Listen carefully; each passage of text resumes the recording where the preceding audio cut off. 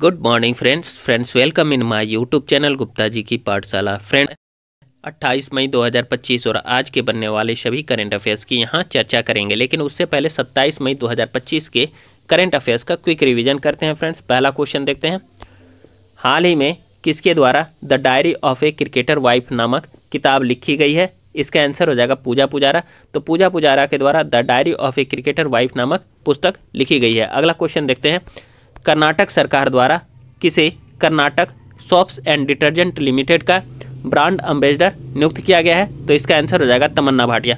तो तमन्ना भाटिया को कर्नाटक सरकार द्वारा Karnataka soaps and detergent limited का ब्रांड एम्बेसडर नियुक्त किया गया है। अगला क्वेश्चन देखते हैं फ्रेंड्स।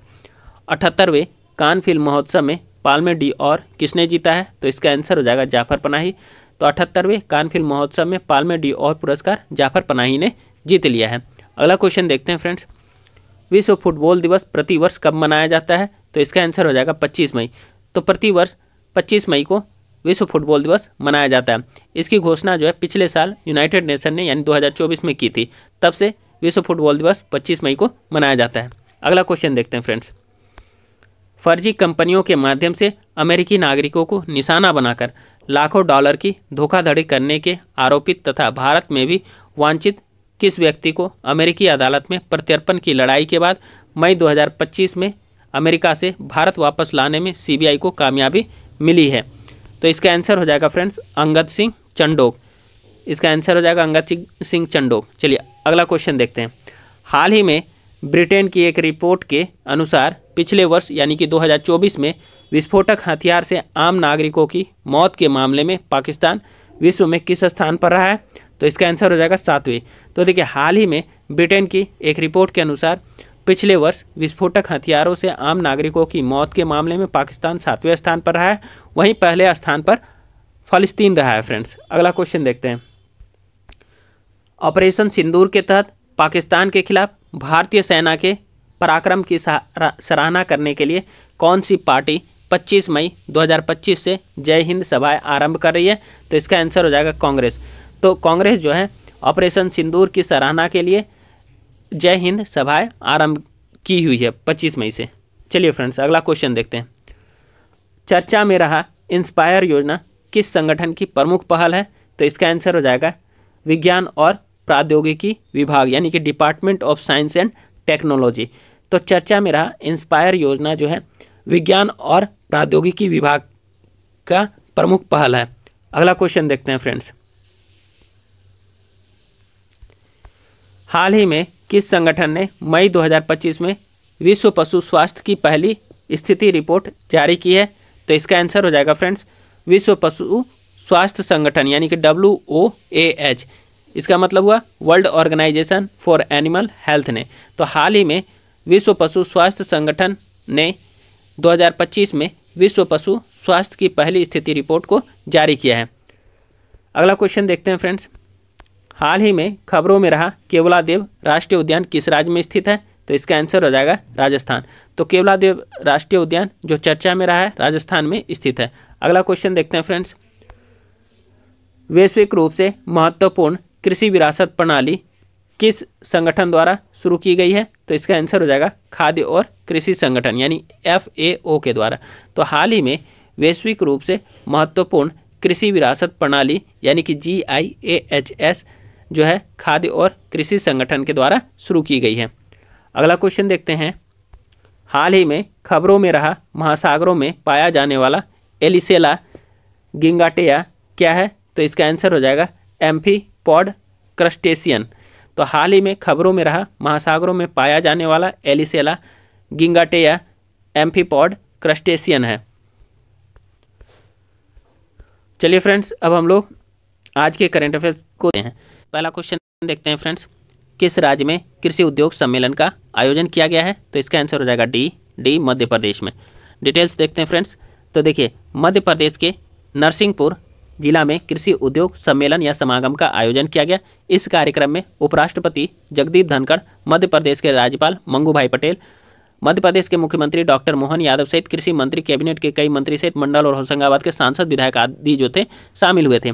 नरसिंहपुर में इस सम्मेलन या समागम के जरिए किसानों को एक नई राह मिलने जा रही है। उनकी खेती के उत्पादों को कैसे उद्योग में बदला जाए, इसकी कोशिश की जा रही है, जिसे लेकर खेती के लिए इन्वेस्टर समिट का आयोजन भी किया गया है। अगला क्वेश्चन देखते हैं फ्रेंड्स, हाल ही में किस शैक्षणिक संस्थान ने अपने यहाँ बीटेक पाठ्यक्रम में भारतीय संविधान की पढ़ाई अनिवार्य कर दी है?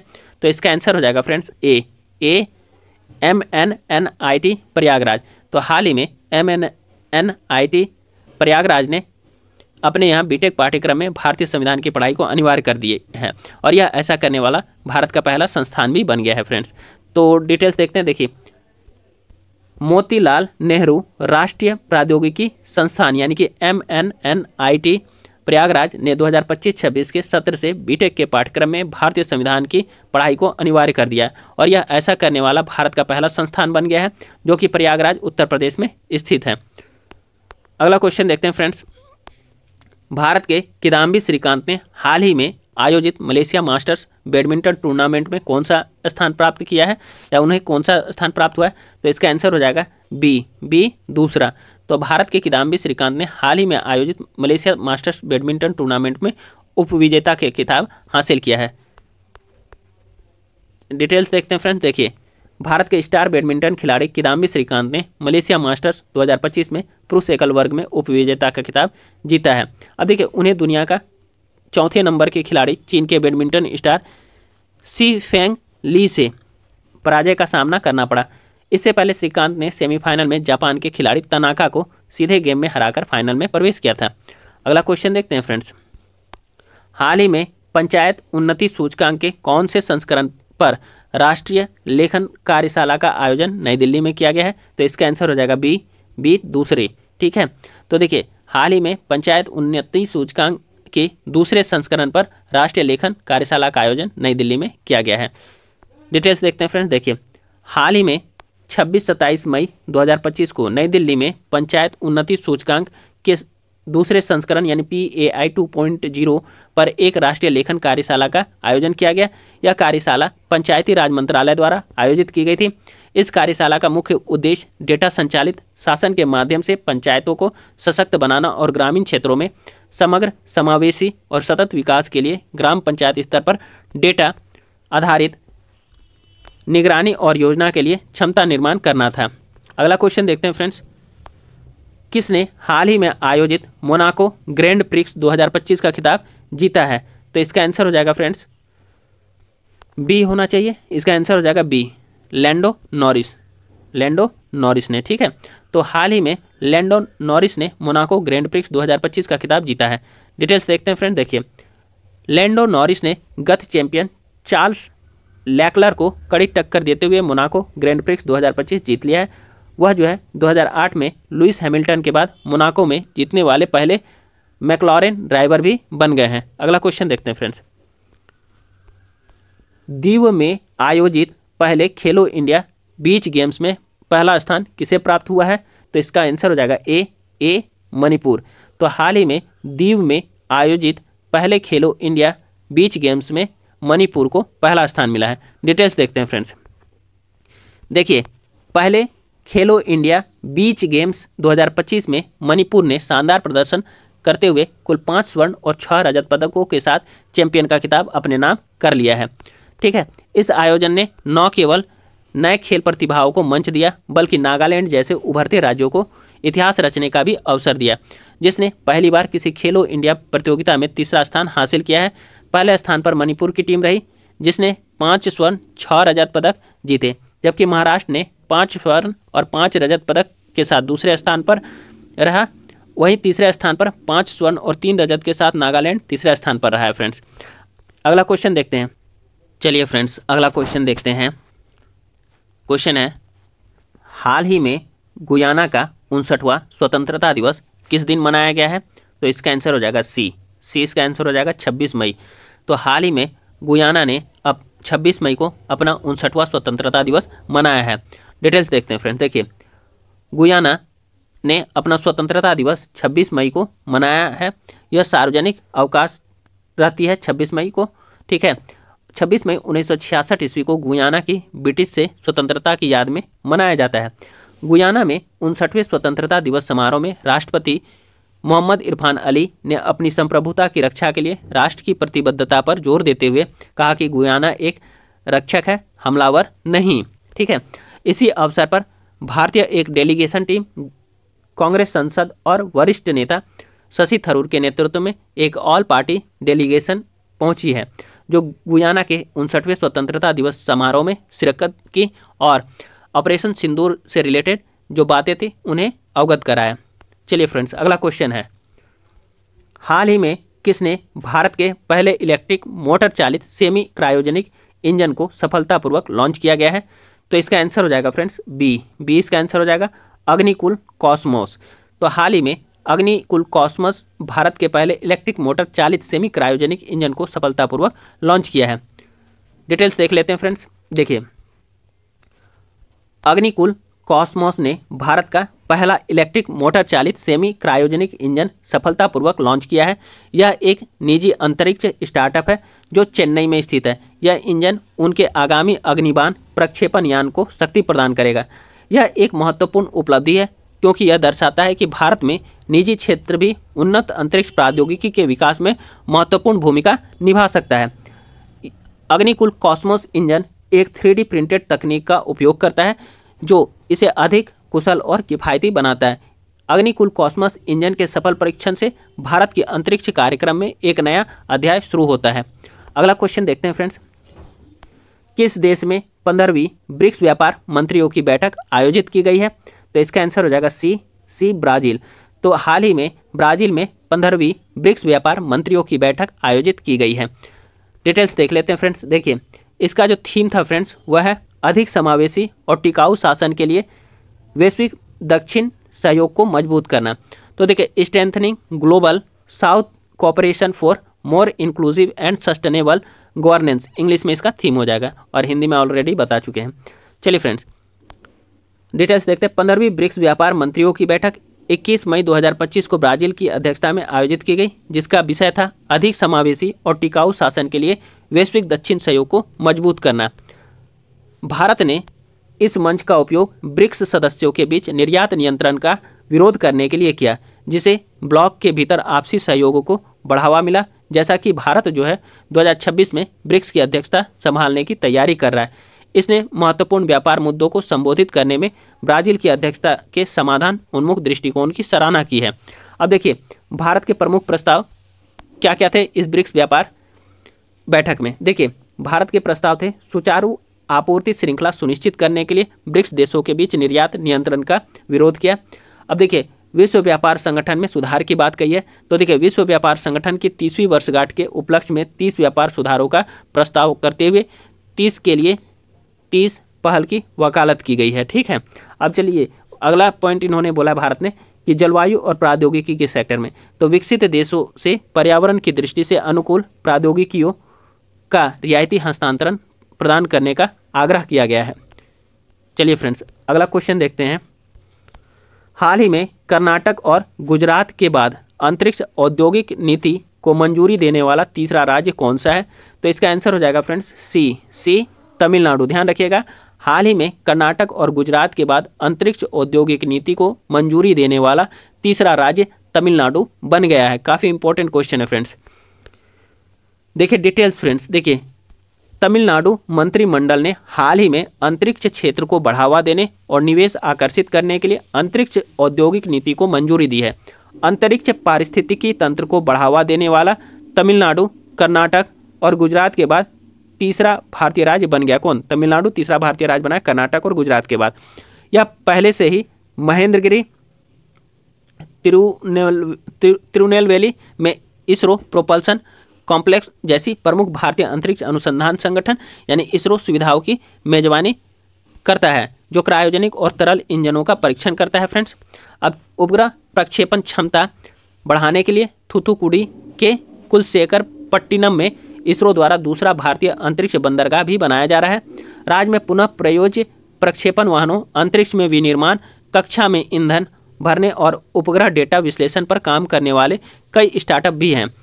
तो देखिए, इन स्पेस यानी कि भारतीय राष्ट्रीय अंतरिक्ष संवर्धन और प्राधिकरण केंद्र निजी भागीदारी को बढ़ावा देने के लिए अंतरिक्ष विभाग के तहत एक स्वायत्त एजेंसी है। अगला क्वेश्चन देखते हैं फ्रेंड्स। खबरों में रहा मिंटमैन 3 अंतर महाद्वीपीय बैलिस्टिक मिसाइल यानी कि ICBM किस देश द्वारा विकसित की गई है? तो इसका आंसर हो जाएगा फ्रेंड्स ए संयुक्त राज्य अमेरिका यानी कि यूनाइटेड स्टेट ऑफ अमेरिका। तो हाल ही में खबरों में रहा मिंटमैन 3 अंतर महाद्वीपीय बैलिस्टिक मिसाइल जो है संयुक्त राज्य अमेरिका द्वारा विकसित की गई थी। डिटेल्स देखते हैं फ्रेंड्स। देखिए, यूनाइटेड स्टेट एयरफोर्स यानी USAF ने हाल ही में LGM 30G मिंटमैन 3 intercontinental ballistic missile यानी कि ICBM का सफल परीक्षण किया है। देखिए, यह मिसाइल परमाणु सक्षम है और पृथ्वी के किसी भी हिस्से में वारहेड पहुंचा सकती है। LGM में L का अर्थ है साइलो लॉन्च, G का अर्थ है सतह पर हमला, M का अर्थ है गाइडेड मिसाइल। मिंटमैन 3 को 1970 के दशक में विकसित किया गया था और यह multiple independently targetable re-entry vehicle वाली पहली अमेरिकी मिसाइल थी। यह अमेरिकी परमाणु ट्रायंगल में एकमात्र भूमि आधारित मिसाइल है। इसे डगलस एयरक्राफ्ट कंपनी द्वारा विकसित किया गया था जो अब बोइंग का हिस्सा है। अब देखिए, हालांकि इसे 10 साल के उपयोग के लिए डिजाइन किया गया था, लेकिन इसे अपग्रेड किया गया है और यह अभी भी सक्रिय है। ग्राउंड बेस्ड स्ट्रेटेजिक डिटरेंट नामक एक नई प्रणाली 2029 के आसपास इसकी जगह लेगी। अमेरिका वर्तमान में अपने शस्त्रागार में लगभग 440 मिंटमैन 3 मिसाइल रखता है फ्रेंड्स। अगला क्वेश्चन देखते हैं फ्रेंड्स। 46वें दक्षिणी पूर्व एशियाई राष्ट्र संगठन यानी कि आसियान शिखर सम्मेलन 2025 का मेजबान कौन सा देश है? तो इसका आंसर हो जाएगा फ्रेंड्स डी इसका आंसर हो जाएगा मलेशिया ध्यान रखिएगा। तो देखिए, 46वें दक्षिण पूर्व एशियाई राष्ट्र संगठन यानी कि आसियान शिखर सम्मेलन 2025 का मेजबान मलेशिया है। डिटेल्स देखते हैं फ्रेंड्स। देखिए, 46वां आसियान शिखर सम्मेलन 26 मई से 27 मई तक मलेशिया के कुआलालंपुर में संपन्न हुआ।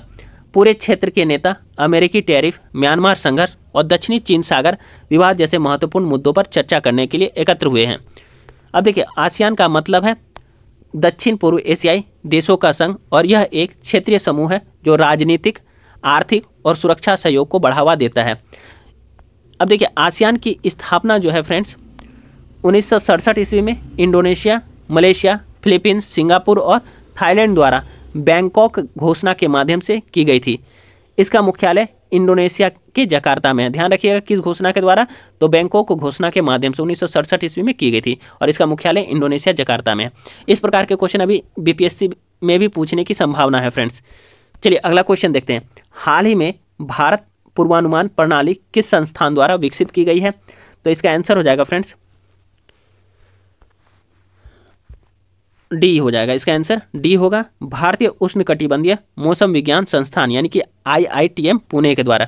तो हाल ही में भारतीय उष्णकटिबंधीय मौसम विज्ञान संस्थान द्वारा भारत पूर्वानुमान प्रणाली विकसित की गई है। अब डिटेल्स देखते हैं आखिर ये है क्या।